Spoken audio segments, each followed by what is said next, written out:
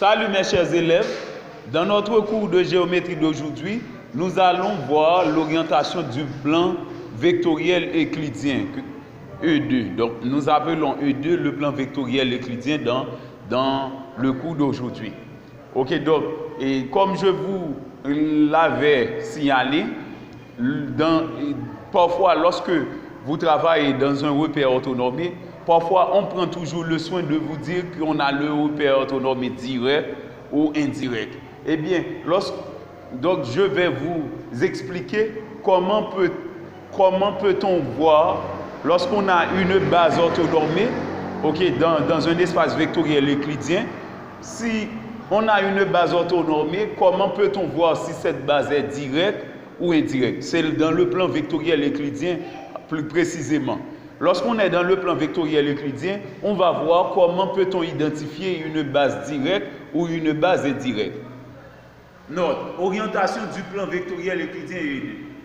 Le plan vectoriel E2 est dit orienté si l'on fait choix d'une base orthonormée dont on conviendra de dire qu'elle est directe. Toute base de même orientation est dite directe. Donc, si on vous donne, par exemple, une base IJ, on dit que la base IJ est directe. Eh bien, toute base ayant la même orientation que IJ est aussi directe. Ok, donc voilà, c'est pourquoi on dit que si on a IJ qui est direct, eh bien, dans la base IJ, on va avoir I.J égale à 0, I.J égale à 0, module de I égale à module de J égale à 1. Et déterminant des vecteurs I et J donne 1. Ainsi a-t-on la base IJ directe. Eh bien, la base AI plus BJ moins BI plus AJ est aussi directe. Eh bien, normalement, lorsqu'on a la matrice d'une rotation vectorielle, ok, la matrice d'une rotation vectorielle, c'est aussi quelque chose dans le plan vectoriel euclidien qui pourrait représenter, ok, et une base orthonormée directe, ok. Donc, suivant la base IJ, si IJ est direct, eh bien, on pourrait avoir AB moins BA. AB moins BA, et bien cette matrice-là va jouer le rôle, ok, de deux vecteurs, ok, et du plan vectoriel euclidien, ok, et d'une base orthonormée directe. Ok, donc c'est pourquoi on dit que A carré plus B carré donne 1. Et ici, en faisant le déterminant, on va avoir A carré plus B carré qui donne 1 exactement. C'est pourquoi on dit que cette base est directe. Maintenant, pour la base indirecte. Toute base d'orientation contraire est dite indirecte. Parfois, on dit également rétrograde. Ok? Donc, la base contraire, c'est indirect. Eh bien, pour la symétrie vectorielle orthogonale, sa matrice c'était AB moins BA. Et pour la symétrie vectorielle orthogonale, la matrice c'était AB B moins A dans le plan vectoriel euclidien. AB B moins A. Eh bien, qu'est-ce qui se passe ici? Lorsqu'on a AB B moins A, c'est cette coordonnée-là qui est multipliée par moins 1. B moins A, moins BI devient BI, AJ devient moins AJ. Eh bien, on a AI plus BJ, BI moins AJ pour la base et donc d'orientation contraire. La base d'orientation contraire est dite indirecte. Eh bien, comment va-t-on trouver cette base? C'est en multipliant l'ordonnée par moins 1. Eh bien, c'est pourquoi on nous dit que si IJ est direct, alors I moins J est rétrograde ou encore I moins J est indirect. Cela veut dire, lorsqu'on a une base qui est directe, si on multiplie l'ordonnée de cette base dans le plan vectoriel euclidien, si on a une base directe, si on multiplie l'ordonnée de cette base par moins 1, ça va donner une base indirecte. Ok, donc ici, avec AI plus BJ moins BI plus AJ direct, eh bien on va avoir AI plus BJ, BI moins AJ indirect. Ok, donc c'était tout pour les notes. Ok, j'attends vos questions, ok, vos suggestions, vos commentaires là-dessus. À présent, nous allons résoudre un exercice qui nous permettra d'avoir une certaine familiarité avec cette notion qui est l'orientation du plan vectoriel euclidien E2. Voici l'exercice. Dans un plan vectoriel euclidien orienté, rapporté à une base autonome et directe IJ, soit le vecteur U de coordonnées -3 cinquième, 4 cinquième. Premièrement, déterminer toutes les bases autonomées contenant U. Deuxièmement, pour chacune, dire si elle est directe ou indirecte. Ok, donc, avec ces petites notes-là, nous allons pouvoir identifier les bases trouvées dans 1. Ok, nous allons pouvoir identifier si elles sont directes ou indirectes. Ok, donc, c'est suivant ces notes-là. Ok, maintenant, passons à la résolution. Ok, on nous donne un vecteur U égale à -3 cinquième, 4 cinquième dans une base autonomée directe IJ. Cela veut dire que la base IJ est directe. Ok? Maintenant, on veut déterminer toutes les bases autonomées qui contiennent le vecteur U que l'on donne ici. Eh bien, ce qu'on fait, nous choisissons un vecteur quelconque que nous appelons V. C'est V égale à XI plus YJ. Eh bien, si on va choisir les bases autonomées qui contiennent le vecteur U de telle sorte que V soit un vecteur de cette base. Eh bien, si V est dans cette base autonomée, eh bien, si on fait U.V, ça doit donner 0. Or, U.V, c'est le vecteur U qui se multiplie par XY. Ça donne -3 cinquième X plus 4 cinquième Y est égal à 0. C'est le produit scalaire qui donne 0. Maintenant, nous transposons -3 cinquième X au secondement. 4 cinquième Y donne 3 cinquième X. On simplifie par 5. Donc ça donne 4Y égale à 3X. Maintenant, on tire Y. Y donne 3 quarts X. On a une première relation. Et bien, puisque cette base va être une base autonomée, assurément, on va avoir module de V, autre que U.V égale à 0, on va avoir module de V égale à module de U égale à 1. Ok? Eh bien, par conséquent, nous pouvons dire que module de U donne, ok, donc d'abord nous vérifions, puisque module de V doit donner module de U égale à 1. Eh bien, nous vérifions, puisqu'on a déjà le vecteur U, nous vérifions si module de U donne 1. Sinon, nous allons faire de notre mieux de choisir un vecteur pour une valeur précise pour U, de telle sorte que son module donne 1. D'abord, nous utilisons le calcul.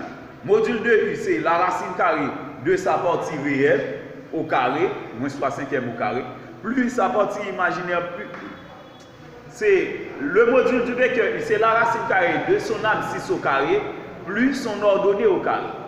C'est racine carrée de abscisse au carré, plus ordonnée au carré. Abscisse au carré, c'est -3 cinquième au carré qui donne 9 25e, plus 4 cinquième au carré, ça donne 16 25e. 9 25e plus 16 25e, ça donne 25 25e. Donc, racine carrée de 25 25e, ça donne 1. Module de U donne 1. Ok, on reprend. Le module du vecteur U, c'est racine carrée de -3 cinquième au carré, plus 4 cinquième au carré. Ok, qui donne 9 25e plus 16 25e sous le radical, qui donne racine carrée de 25 25e, qui donne 1. Donc, U est normé. Maintenant, nous avons déjà le vecteur V, c'est XI plus YJ. Eh bien, le coordonnée de V, c'est XY, ok, dans le plan vectoriel euclidien. Eh bien, par conséquent, nous écrivons module de V égale à 1. Et par conséquent, nous avons déjà appris que le module de vecteur, c'est la racine carrée de l'abscisse au carré, plus l'ordonnée au carré, et qui donne 1. À présent, nous élevons les deux membres au carré. Pour élever les deux membres au carré, eh bien, on isole directement le radical. C'est racine carrée de quelque chose qui donne 1. Eh bien, en élevant les deux membres au carré, on trouve x carré plus y carré égale à 1. On connaît la valeur de y dans 1. Eh bien, nous remplaçons y par sa valeur dans cette équation. C'était x carré plus y carré égale à 1. Si nous remplaçons y par sa valeur qui est 3 quarts x, eh bien, on a x carré plus 3 quarts x au carré égale à 1. Maintenant, nous développons. C'est x carré 3 quarts x au carré, ça donne 9 16e x carré, ok, égal à 1. Maintenant, nous faisons le dénom commun. Ou encore, nous multiplions chaque élément par 16. X carré par 16, ça donne 16x carré. 9 16e x carré par 16, ça donne 9x carré, égal à 1 par 16 qui donne 16. 9 plus 16, ça donne 25. On a 25x carré égal à 16. Donc x carré donne 16 25e. Maintenant, puisque x désigne un réel, si son carré donne 16 25e, eh bien nous devons prendre x égale à plus ou moins la racine carrée de 16 25e. Racine carrée de 16 donne 4, racine carrée de 25 donne 5. Donc on a x égale à plus ou moins 4 cinquièmes. Maintenant, nous revenons à l'équation 1. Nous allons remplacer x au cas que x prend la valeur 4 cinquièmes. Et ensuite, quand x prend la valeur moins 4 cinquièmes. Pour x égale à 4 cinquièmes, y donne 3 quarts par 4 cinquièmes, qui donne 3 cinquièmes en simplifiant par 4. Ok, quand x donne 4 cinquièmes, y donne 3 cinquièmes. Mais quand x donne moins 4 cinquièmes, y donne 3 quarts par moins 4 cinquièmes. Donc ça donne, en simplifiant par 4, ça donne moins 3 cinquièmes. Donc vous voyez, on a deux vecteurs v possibles. Eh bien, dans les deux bases possibles, puisqu'on a deux vecteurs v possibles, eh bien on va avoir deux vecteurs, deux bases possibles. Ok? Eh bien, d'une part, j'appelle v le premier vecteur et w l'autre. Ok? Donc, le premier cas, c'est quand x prend la valeur 4 cinquièmes, y prend la valeur 3 cinquièmes. Eh bien, on a la base moins 3 cinquièmes, 4 cinquièmes pour u, 4 cinquièmes, 3 cinquièmes pour v. Ça, c'est la première base orthonormée. Et maintenant, u à nouveau, parce que ces deux bases orthonormées contiennent u. Ces deux bases orthonormées contiennent u. Eh bien, dans l'autre cas, je mets w à la place de v pour éviter toutes les répétitions possibles. Eh bien, dans ce cas, c'est quand x prend la valeur moins 4 cinquièmes, y prend la valeur moins 3 cinquièmes. On a w égale à moins 4 cinquièmes, moins 3 cinquièmes. Donc, ce sont les bases orthonormées u et v demandées. Ok? On a demandé de déterminer ces bases orthonormées. Donc, on les détermine. Maintenant, dans la deuxième partie, on demande de dire pour chacune de ces bases si elle est directe ou indirecte. Eh bien, si nous faisons un rappel sur la note, ok, donc dans le texte, on a dit que la base orthonormée IJ était directe. Et suivant la note, lorsque IJ est direct, cela veut dire que AI plus BJ moins BI plus AJ est aussi direct. Ok? Puisque IJ est direct, eh bien, lorsqu'on fait AI plus BJ moins BI plus AJ, c'est aussi une base directe. Ok? Eh bien, qu'est-ce que nous avons ici si nous prenons d'abord comme vérification pour la base UV. Ok, respectivement, donc ici je mets cette base dans un couple. Et entre deux parenthèses, cela veut dire qu'on a respectivement UV. Donc l'abscisse c'est U, l'ordonnée c'est V. Ok, la base UV. Eh bien, la base UV, U c'était moins 3 cinquièmes I, 4 cinquièmes J. V c'est 4 cinquièmes I, 3 cinquièmes J.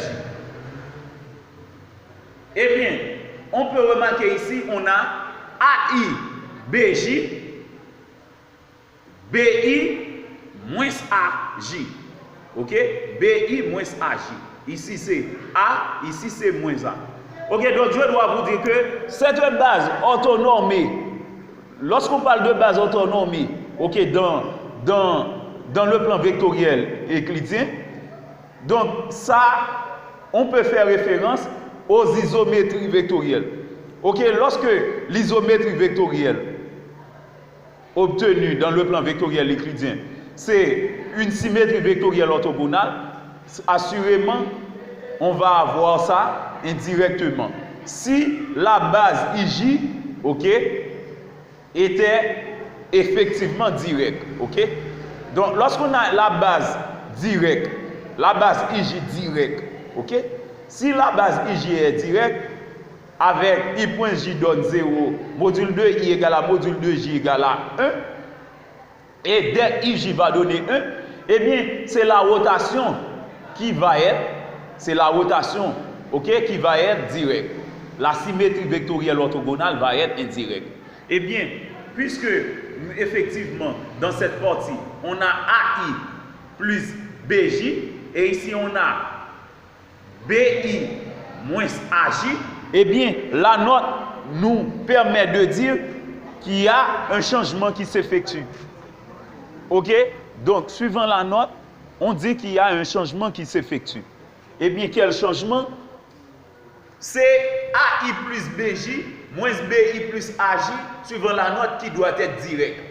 Mais, suivant la façon dont on présente les vecteurs U et V, c'est AI plus BJ pour U, BI moins AJ pour V. Eh bien, la note nous dit également, lorsqu'on a IJ direct, eh bien, lorsqu'on multiplie l'ordonnée par moins 1, qui était direct, eh bien, ça change, donc ça devient indirect.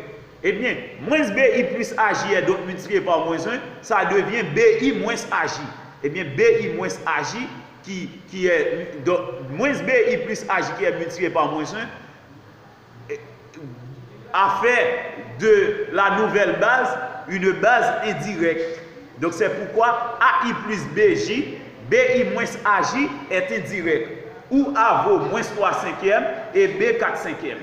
Et si on fait A carré plus B carré, okay, ce sont les coordonnées du vecteur U, ça donne 1. Okay, puisque U était normé, okay, c'était un vecteur normé, eh bien assurément, on va avoir moins 3 cinquièmes au carré plus 4 cinquièmes au carré égale à 1. Puisque moins 3 cinquièmes, 4 cinquièmes sont les coordonnées du vecteur U. Eh bien, puisque IJ est direct, UV est indirect. Ok? Pourquoi? Parce que U représente AI plus BJ et V représente BI moins AJ.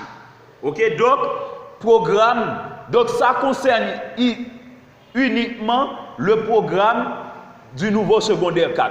Donc, lorsqu'on parle du plan vectoriel orienté, ok, donc c'est avec les isométries vectorielles qu'on pourrait faire ça. Donc, si vous remarquez que certains sont en train de sous-estimer cette notion, c'est parce qu'ils sont, c'est parce qu'ils ignorent les principes pédagogiques ou théoriques dans le programme. Ok, donc normalement, lorsqu'on parle de base orthonormée directe ou base orthonormée indirecte, c'est surtout dans le programme du nouveau secondaire 4 qu'on voit ça. Donc on pourrait résoudre un exercice qui possède certaines parties qu'on pourrait traiter même dans les classes fondamentales. Mais par exemple, lorsqu'on parle d'un repère, la notion repère, c'est depuis dans les classes fondamentales qu'on a l'habitude d'étudier ça. Mais un repère orthonormé direct ou indirect concerne surtout le nouveau secondaire, ok? Le nouveau secondaire 4 en particulier. Parce que c'est avec les isométries qu'on pourrait bien expliquer ça. Ok, maintenant, pour la base UW. La base UW, c'est U moins 3 cinquièmes I plus 4 cinquièmes J. W, c'est moins 4 cinquièmes I moins 3 cinquièmes J. Donc, si nous remarquons ici, contrairement au cas précédent, on a pour U, c'est AI plus BJ, mais pour W, c'est moins B. Ok, puisque B était 4 cinquièmes ici, on a moins 4 cinquièmes. C'est moins 4 cinquièmes I, c'est-à-dire moins BI plus AJ. A était moins 3 cinquièmes, et bien A est donc conservé. Eh bien, nous pouvons remarquer, suivant la note, on a IJ est direct, et bien cela implique que AI plus BJ pour abscisse, et pour ordonner moins BI plus AJ est aussi direct. Et puis avec A égale à moins 3 cinquièmes et B égale à 4 cinquièmes. Donc UW est aussi direct. Ok? Donc la base, si la base UV était indirecte, eh bien la base UW est directe. Ok, donc comme à l'ordinaire, je prends toujours le soin de vous donner des explications de certaines choses dans l'espace vectoriel, ensuite pour aller aborder l'espace affine. Donc un élève qui n'a pas la possibilité d'identifier des bases autonomes et directes ou des bases autonomes et indirectes, eh bien l'élève ne va non plus être en mesure d'identifier les similitudes directes et indirectes. C'est pourquoi je prends le soin de vous aider à identifier les bases directes, les bases autonomes et directes et les bases autonomes et indirectes. Donc c'est juste pour vous familiariser avec ça. Donc ainsi, lorsque vous serez dans les espaces affines, eh bien vous allez avoir beaucoup de possibilités d'identifier les similitudes directes, les similitudes indirectes. Et lorsque vous êtes dans des repères autonomes et directs ou dans des repères autonomes et indirects, eh bien vous allez pouvoir identifier ça facilement. Ok, donc c'était tout pour aujourd'hui. C'était Jimmy Devey, votre enseignant de mathématiques compétent et expérimenté. Je vous prie de bien vouloir aimer la vidéo, de la partager avec vos camarades. Et si de plus vous avez des supports de matériel, c'est-à-dire des sponsors financiers ou didactiques, ok, je suis prêt à les recevoir. Je vous en remercie d'ores et déjà. Merci et à la prochaine.